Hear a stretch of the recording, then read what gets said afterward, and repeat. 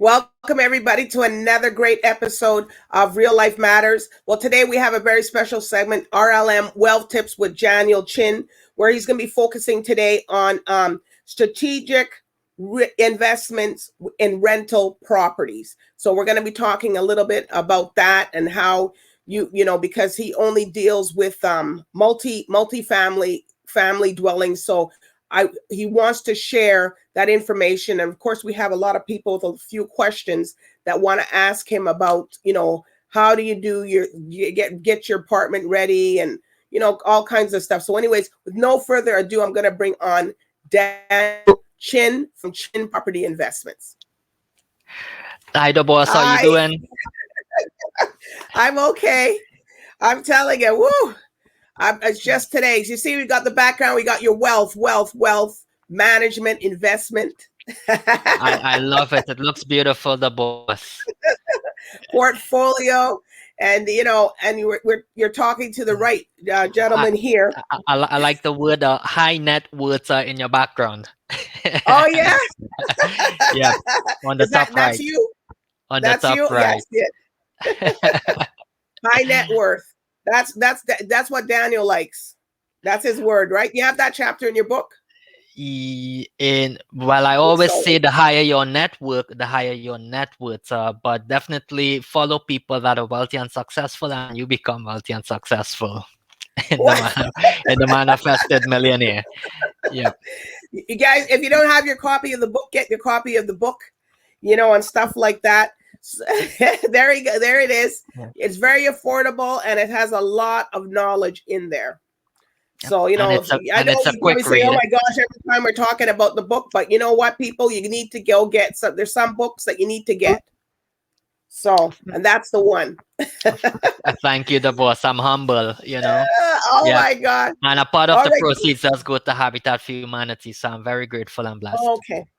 All right. So it does, a part of the proceeds do go to your Habitat. Okay. Yep. I'm donating $25,000 to Habitat for Humanity, Canada. Wow. That's admirable. Thank you. I'm humble. Yeah. Okay. So today we're going to talk about Daniel's favorite and what he does. And it's the investments for your rental properties and management. So I got here Lori. She wants to know when she bought her first property, a multi-family. What would she do to add value to her rentals? Well, great question, Lori. Given that you purchase the right property in the right location, because I always say good properties in good location is less stress, less headaches. Good property in bad location is more stress and more headaches. So if it is a multifamily, like for example, a duplex or triplex, then, if it does, for example, it's all on how the space and the layout functions to provide that convenience. And when, for the renters and the tenants on how they live, that's where you start from that point and you work backwards.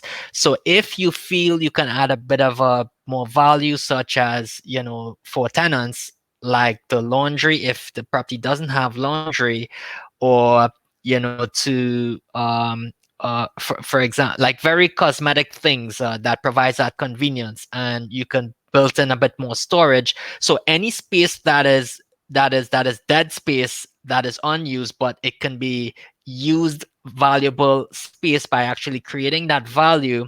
That's where you try to figure out how you can maximize the value or the rental value in a property that will add more value to the tenant that they would be willing to pay for.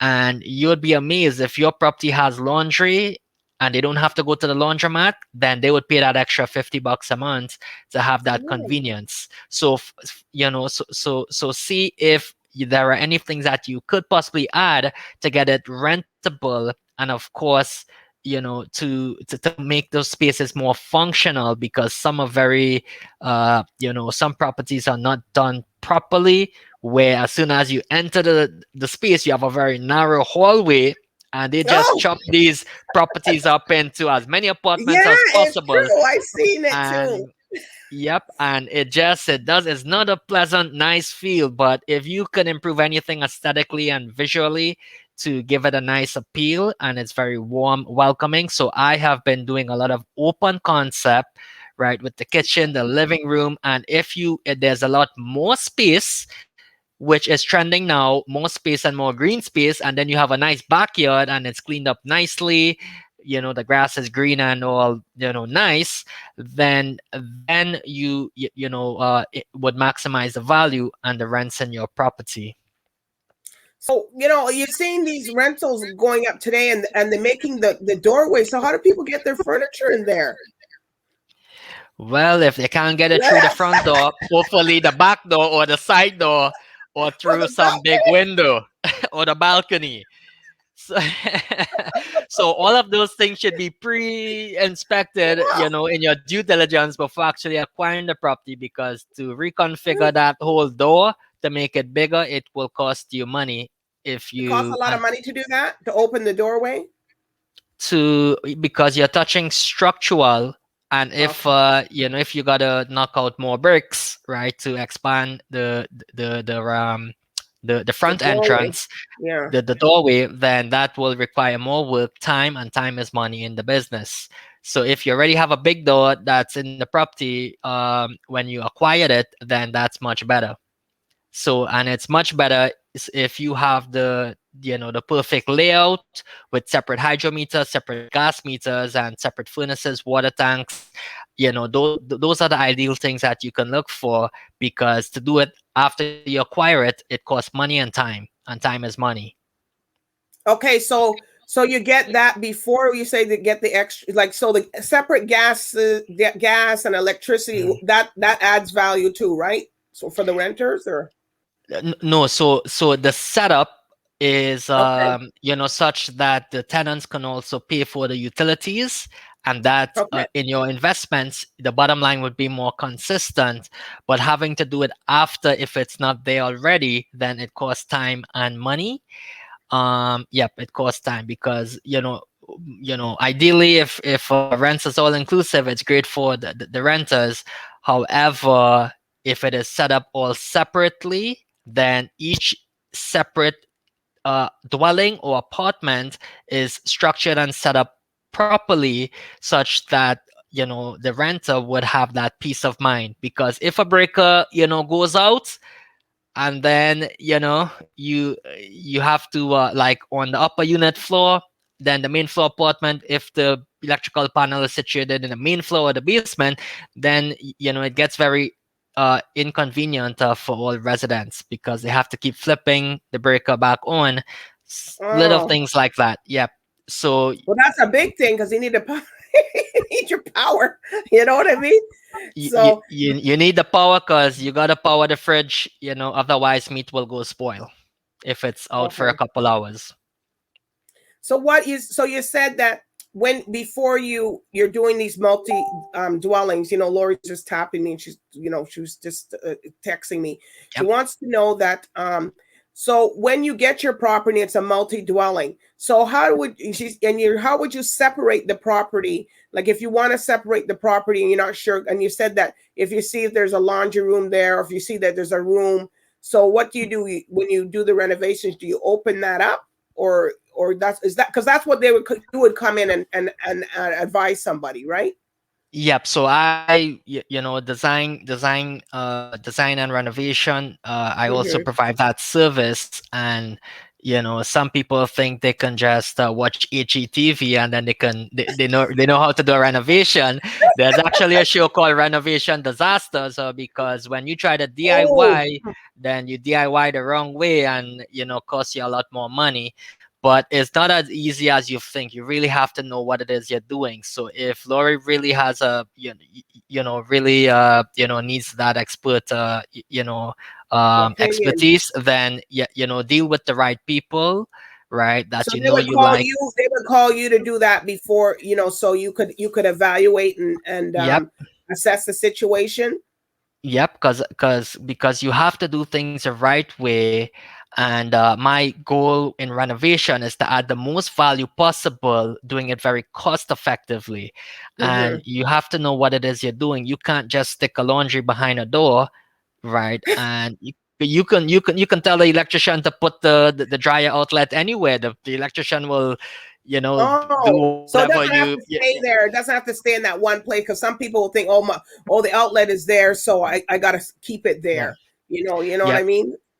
Yep. I always say good design is good business. So it's how you really design, with these apartments, because ultimately it's the tenants when they occupy the space and they're living in it, do they have all four outlets in the bedroom or only one outlet, right? Because sometimes That's true. You're trying to look for a sometimes plug. then There's only one plug in there. and there's one plug. So That's not good. you gotta do everything properly. ESA approved with the electricals, and actual, licensed plumber doing everything to code and etc. So, and how you really So, how many you plugs would you recommend in a room if for. someone has an apartment? So Four. if it's a 10 by 10, square 10 by 10 feet room, four in each Mm-hmm. corner, so at least you is able to cover all four corners or all four walls around Okay. the room. So it's sufficient, and that is the code. People go cheap to having just one because it's more material, more cost and labor. So don't go cheap with the renovation. However, if you do things smartly and you do, hire someone who understands design and renovation and they're in the business, good design is good business. Okay. So, William is asking he was saying, like, what if sometimes you get into the basement and the basements are so low, like like if somebody small can go in there, but like me, I'm tall, right? So and sometimes the ceiling is so low, and people try to do that, and you feel like you're claustrophobic in the place. So what would and if they can move up, what would you advise them to do? How do they have to? What's the process for that?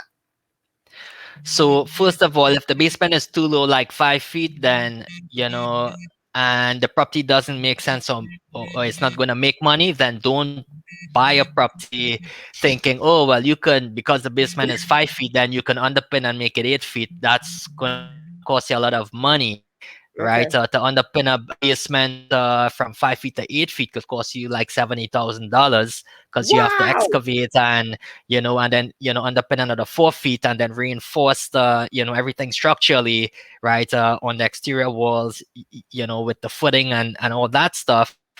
It can cost you a lot of money. So don't you got to really know what it is you're doing.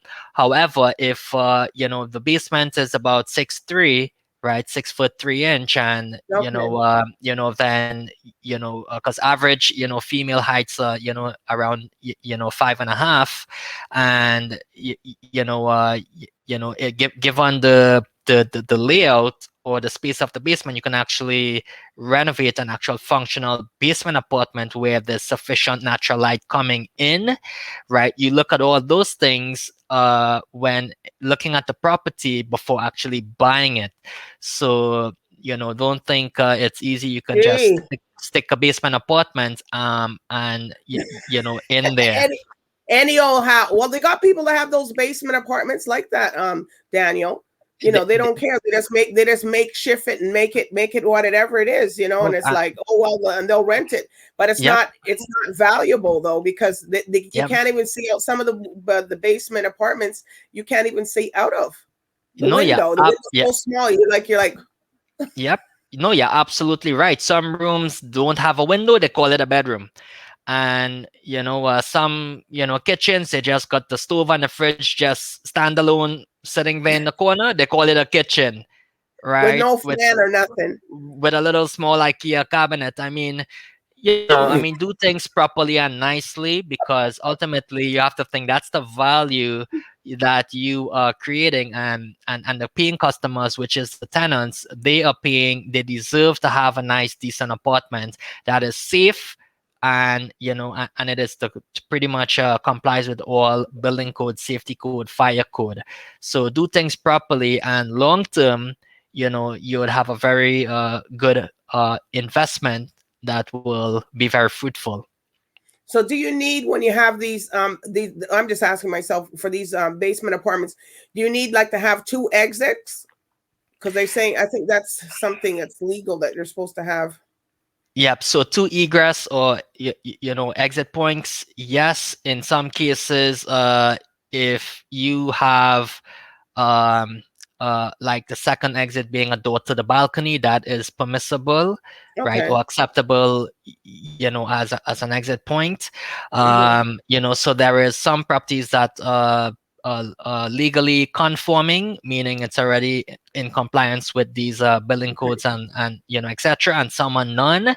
However, if it is um if it is still functional, even if it's non-conforming, but it is safe, right, meaning the railings are strong in the stairs, and and no one is going to fall down the stairs, right, and eavesdrops are done properly so ice doesn't form in the winter, no one is going to slip and break their back, right, Wow. and all these little liability things you think about: liability, safety, and of course you have to always put yourself in the tenant's shoes, Lori, and when you're designing and renovating, put yourself in their shoes, right, and when renovating.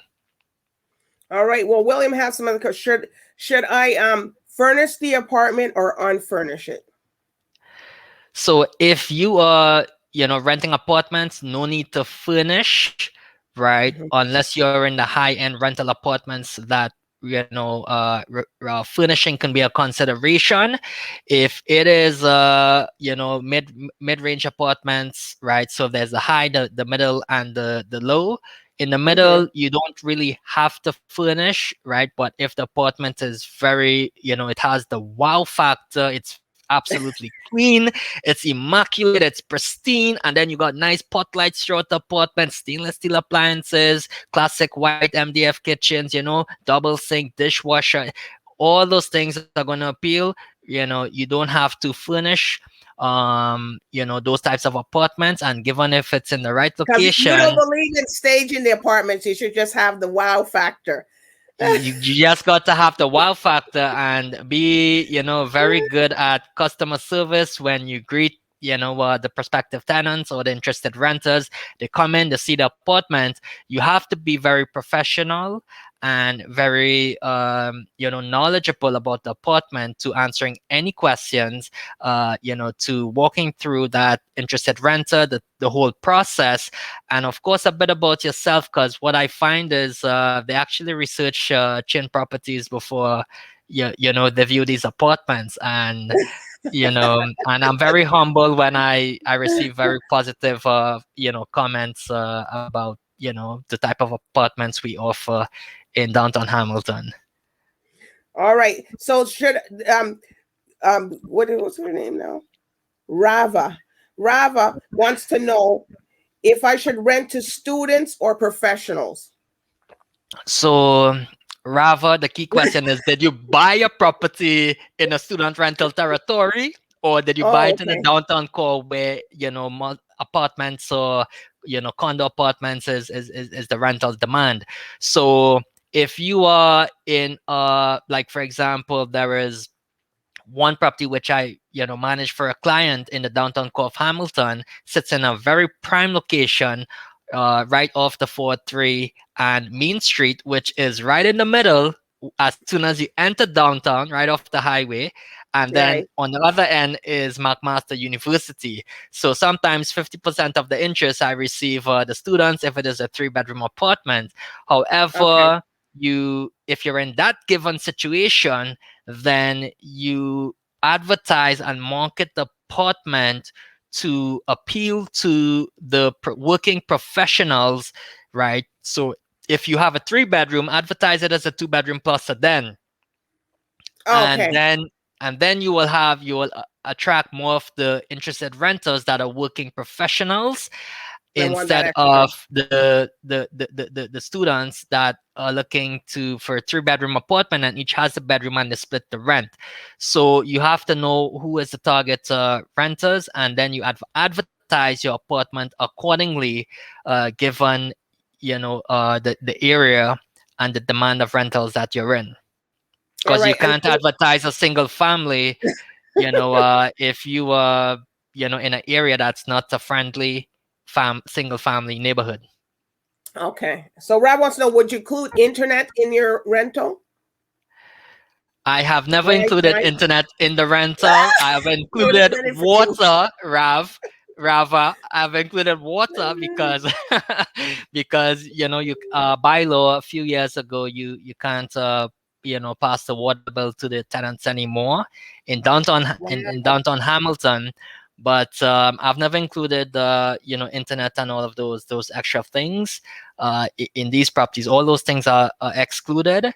Sometimes hydro or gas may be included, Mm-hmm. but ultimately, rather you should focus on who is the tenant you're picking. Okay. Well, Right? that was some good information there. Because if you have internet in your property, right, and the tenant leaves, your internet might leave also. Well, I don't you think know so, unless you have the Wi-Fi, unless you have it somewhere. Yep. So pretty much if it is stationed, somewhere where it is not tampered with, but Right. as much things, rather, you have to think about it like this: as much things that is, that the tenant holds a responsibility to, of course, they would think twice whether to do anything because they have to pay the bill at the end of the day. Okay. So think about it like that, rather. And um you know um sometimes after student rentals, they have Wi-Fi, which is included. However, like for example, the one of the tenants that is moving in May 1, which is next 2 days, in one of my apartments, happens to be two nursing students, females in their last year, but they're also working at the hospitals. Mm-hmm. So I knew that when they graduate, they would turn into full-time employment, and so I made that exception. But they were previously living in a student rental, and when they came, and they absolutely fall in love with my apartment, because I had a nice accent wall feature, which I have been using recently to Okay. differentiate from other apartments. It was they were accustomed to everything being all inclusive, internet, etc. But when they came here, they had to set up their own hydro and hydro and gas accounts, and of course internet, cable, all that stuff, because these are very self-contained apartments where it's pretty much like your home and you're responsible for paying bills. All right. Well, Daniel, this was great. I'm telling you that we did a great thing today. You shared a lot of wealth. We'll can touch on that a little bit more for people because they have so many questions, but unfortunately, it's up. Yep. No, I So appreciate it. and The questions are great, Rafa, Lori, and William. Very great questions. Yep, because you can actually lose money in real estate rentals. And at the end of the day, management is always the key, and you have to treat it like a business. that's right. Okay, well, Daniel, thanks for so much for those RMO wealth tips on apartments and your investments. And we're gonna have to continue that topic again. Because we just Yeah. got an influx of all these different questions for that. So we'll everybody will stay tuned. Daniel's going to give some more advice and his expert opinion on this topic, because this is what he does. So a Yeah. lot of people are just sending in floods of questions. So we're going to have to bring this up back again. I'm humbled, the boss. Let's do it again sometime. All right. So follow Daniel Chin, buy his book, The Manifested Millionaire. Everybody. Yeah, there it is. And you're free to call him, reach out to him, research him, and all that. So I do want to thank everybody for tuning in today to the special segment of RLM Wealth Tips. So bye for now.